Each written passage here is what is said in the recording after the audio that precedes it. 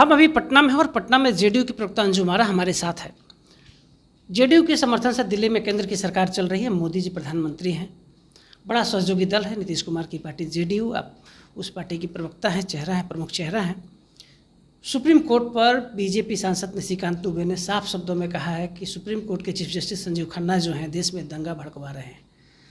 वक्फ bill पर आप लोगों ने भी समर्थन किया है, उसी का रिव्यू सुप्रीम कोर्ट में चल रहा है। कई पार्टी के लोग पहुंचे थे उसको स्टे कराने के लिए, लेकिन सुप्रीम कोर्ट ने स्टे नहीं दिया। सबसे पहले हम सांसद के बयान पर जानना चाहेंगे, बीजेपी सांसद के बयान पर हम आपसे जानना चाहेंगे कि आपकी पार्टी की क्या राय है। साथ ही बीजेपी के राष्ट्रीय अध्यक्ष जेपी नड्डा ने किनारा कर लिया है, क्या आप लोग भी किनारा करिएगा? देखिए, बिल्कुल सही है कि एक बात को समझना होगा कि हमारे देश में सर्वोच्चता संसद की नहीं है, हमारे देश में सर्वोच्चता संविधान की है और उसका कस्टोडियन का जो जिम्मा है वो ऑनरेबल सुप्रीम कोर्ट को है। तो निश्चित रूप से जो जिस संदर्भ की आप बात कर रहे हैं, ऑनरेबल सुप्रीम कोर्ट में वो मामले थे और उसकी संवैधानिकता को ऑनरेबल सर्वोच्च न्यायालय देख भी रहा है।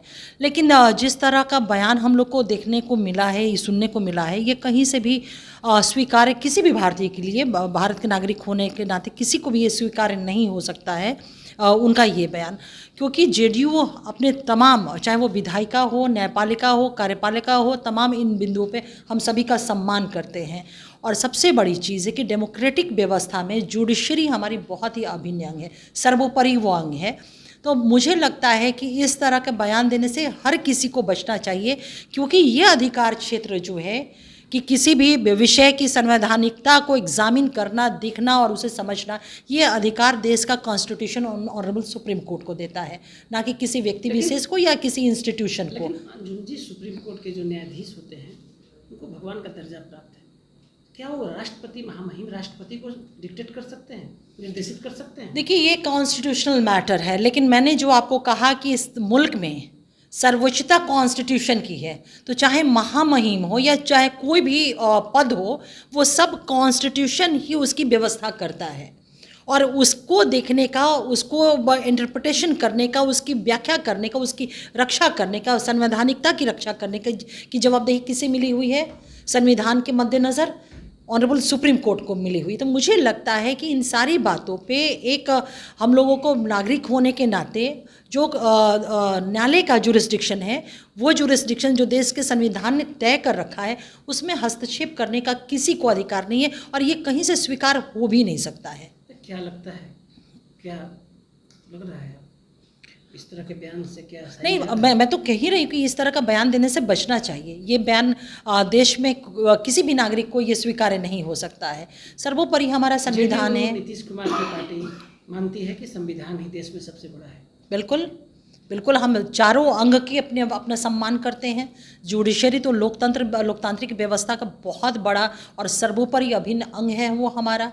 लेकिन बीजेपी के कई बड़े सांसद, मंत्री सवाल निशिकांत दुबे से आगे बढ़कर उठा रहे हैं कि अगर ऐसी बात है तो सांसद और विधायिका को बंद कर देना चाहिए। देखिए, एक चीज़ मैं बताऊं कि जिस दल से वो आते हैं उस दल के स्वयं के सुपीरियर उनके नेताओं ने इस बातों का, बिल्कुल, उन्होंने, उनके पार्टी के माननीय राष्ट्रीय अध्यक्ष जी ने खंडन कर दिया है। तो मुझे नहीं लगता है कि इस पर अब कुछ भी हम लोगों को बोलने की आवश्यकता है। एक भारत के नागरिक होने के नाते निश्चित रूप से ये बोलने का अधिकार हमको, आपको, सबको है कि जो जुरिस्डिक्शन ऑनरेबल सुप्रीम कोर्ट का है, कॉन्स्टिट्यूशन का है, उसमें किसी को भी हस्तक्षेप करने का अधिकार देश का संविधान नहीं दिया है।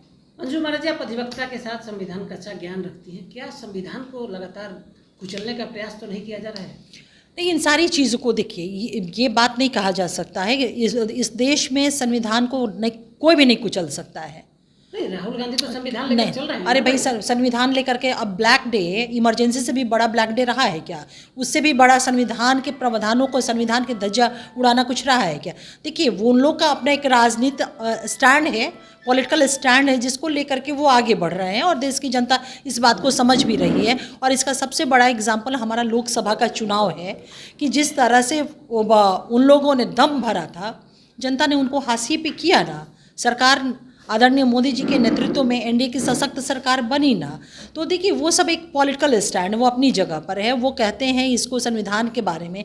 तो मुझे नहीं लगता कि इमरजेंसी से बड़ा संविधान के प्रावधानों की धज्जियाँ उड़ी होंगी किसी के भी दौर में, तो उनको बोलने का नैतिक अधिकार इस विषय पे नहीं है।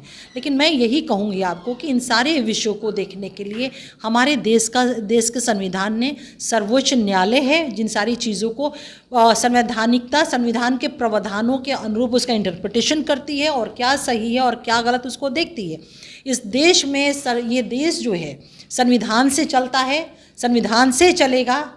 नहीं, आपके समर्थन से तो लगता है कि बीजेपी संविधान को रोध रही है ना, तब ना चीफ जस्टिस के ऊपर सवाल उठा रही है।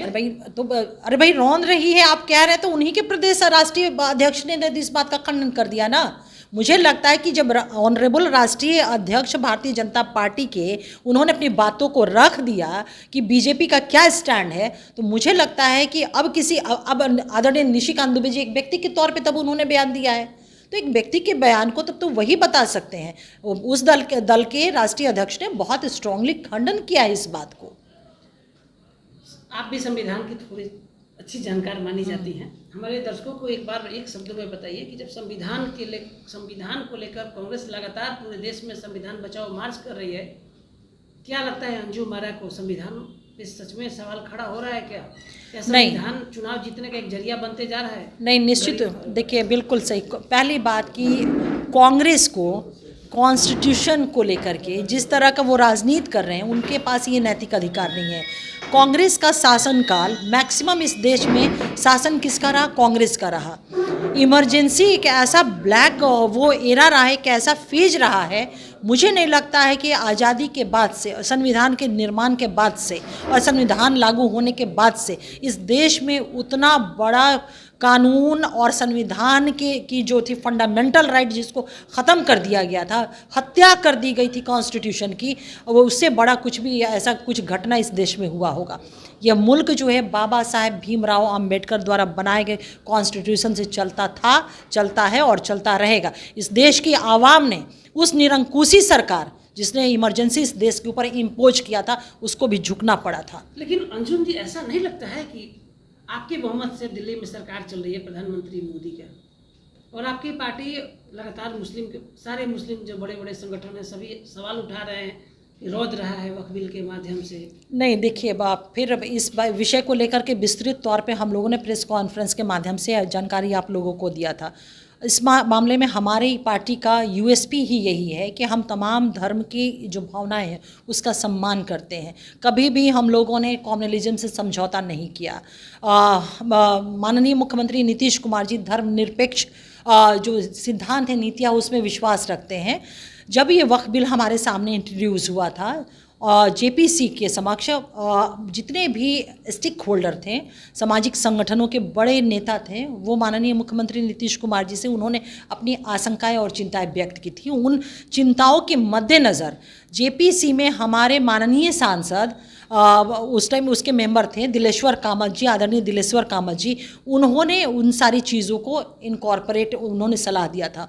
हमारे 5 सलाह ऐसे थे, सलाह भी कह सकते हैं आप और हमारी शर्त भी कह सकते थे, उसको इनकॉर्पोरेट उस बिल में किया गया। तब जाकर के जनता दल यूनाइटेड ने समर्थन दिया और हम लोगों ने ये भी बताया कि नीतीश कुमार जी के रहते हुए, और सबसे बड़ी चीज़ है कि लैंड जो है ना, वो लैंड स्टेट मैटर है उस एक्ट में, जो वक्फ अमेंडमेंट एक्ट है, और जिस प्रांत का चीफ मिनिस्टर नीतीश कुमार जी जैसा व्यक्ति हो, आप समझ सकते हैं कि वक्फ की संपत्ति पे किसी की भी कोई हिम्मत कर सकता है कि एक उंगली भी रख दे, दुस्साहस इसका कर दे, जहाँ पे स्वयं नीतीश कुमार जी उसकी निगरानी और निगहबान बने हुए। प्रधानमंत्री भी कह रहे हैं कि हम पसमानदा समाज की हित की बात करते हैं, तो क्या लगता है कि जिस तरह कांग्रेस एजेंडा अपना फिक्स कर रहा है, अब चुनाव नज़दीक है, आपके सामने चुनाव है 2025, आप लोग चुनाव लड़ने जा रहे हैं, क्या लगता है कि समाज स्वीकार करेगा?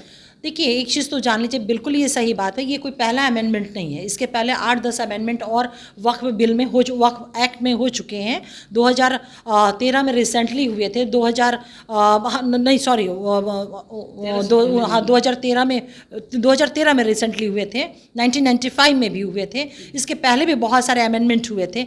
तो ये जो अमेंडमेंट लाया गया उसके पीछे मेन उद्देश्य यही था कि वक्फ की जो संपत्ति है, 75% वक्फ की संपत्ति पे अवैध कब्जा था। तो वक्फ जो बुज़ुर्गों ने किया था किसके लिए किया था? गरीबों के लिए, मजलूमों के लिए, मिस्कीनों के लिए, विधवाओं के लिए, हेल्पलेस लोगों के लिए, हॉस्पिटल बनाने के लिए, स्कूल बनाने के लिए। लेकिन जब 75% जो संपत्ति पे अगर वैसे लोगों का कब्जा था तो वो उद्देश्य तो फुलफिल हो नहीं रहा था। और सबसे बड़ा चौंकाने वाला विषय ये है कि सच्चर कमीशन अपनी रिपोर्ट में कहा कि वक्फ की जितनी संपत्ति है पूरे देश में, उसकी इनकम 12,000 करोड़ रुपया होनी चाहिए कम से कम। वह की संपत्ति का इनकम क्या था? मात्र 100 करोड़ रुपया। तो बाकी पैसा कहाँ जाता है? तो ये वाकई में एक मैनेजमेंट, एक पारदर्शी मैनेजमेंट का विषय हो जाता था कि जिस उद्देश्य से जिनके लिए वक्फ किया गया है संपत्ति, उनको उसका लाभ मिल सके। तो ये अमेंडमेंट का मेन उद्देश्य यही है कि हमारे जो डिप्राइव सेक्शन के मुस्लिम्स हैं, पिछड़े हैं, महिलाएं हैं, पाशमानदा हैं, उनका एक प्रॉपर रिप्रेजेंटेशन उसमें हो सके और उन तक इसका लाभ पहुंच सके। लेकिन विपक्ष जिस तरह से हमेशा मुस्लिम वोटों की तुष्टीकरण करता रहा, आज़ादी के बाद से कांग्रेस और राष्ट्रीय जनता दल की सरकारें बिहार में रही, कुछ वर्षों का अगर हम छोड़ा दे तो आप देख लीजिए कि मुसलमानों की स्थिति, देश की सबसे बड़ी तीसरी बड़ी संपत्ति रेलवे, हमारी फोर्स आर्मी और उसके बाद वक्फ बोर्ड जो सबसे बड़ा एसेट इसके पास है, उसके मानने वाले, उस समाज के रहने वाले लोगों की स्थिति इतनी बदतर हो गई कि सच्चर कमीशन ने अपने रिपोर्ट में कहा कि मुस्लिम समाज की स्थिति दलित समाज से भी बदतर है। कि किसने ऐसा किया? मुसलमानों की ये स्थिति किसने ऐसा बनाया था? शासनकाल तो उनका था। तो ये सारा जो है ना, ये मुस्लिम वोटों की तुष्टीकरण, क्योंकि इनको लग रहा है कि मुसलमानों को बरगला करके, उनके सेंटिमेंट्स के साथ हम खेल करके, उनके भावनाओं को भड़का करके हम इनके वोटों को अपनी तरफ ट्रांसफ़र करा सकते हैं। लेकिन अब वो दौर नहीं है। आपको मैं बता दूं, अब वो दौर ख़त्म हो गया है। बिहार के अक़लियत, बिहार की महिलाएं, बिहार के जो गरीब लोग हैं, पिछड़े शोषित वंचित समाज के लोग हैं, सभी लोगों ने विकास की मुख्य धारा में रह करके वो समाज में अपना योगदान दे रहे हैं। अंजुम जी मानते हैं कि संविधान देश में सुरक्षित है? जिसकी निगहबानी, जिसका मतलब 1 करोड़ 140 करोड़ लोगों का ये मुल्क है और 140 करोड़ लोगों की आत्मा में हमारी संविधान बसता है और 140 करोड़ लोगों की भावनाएं जिस किताब से, जिस ग्रंथ से, जिस हमारे संविधान से जुड़ी हुई है, आप समझ सकते किसी की हिम्मत और किसी के साहस और कोई हिमाकत कर सकता है क्या उसके साथ छेड़छाड़ करने का? और ये इस देश ने साबित भी किया है। कभी ऐसा जब हुआ है ना, इमरजेंसी का दौर, मैं फिर कहूँगी, इस देश ने बता दिया कि बाबा साहेब के संविधान के साथ, उसके प्रावधानों के साथ, उसके मूल्यों के साथ, उसकी स्पिरिट के साथ और उसके जो दर्शन हैं, जो आवाम के लिए जो दर्शन है, अगर उसके साथ छेड़छाड़ करने की कोशिश कोई भी करेगा तो ये देश की आवाम जो है ना, फिर सारी चीज़ों को अपने हाथों में लेती है। और यही डेमोक्रेसी की बहुत बड़ी खूबसूरती है और यही हमारे देश की बहुत बड़ी ताकत है।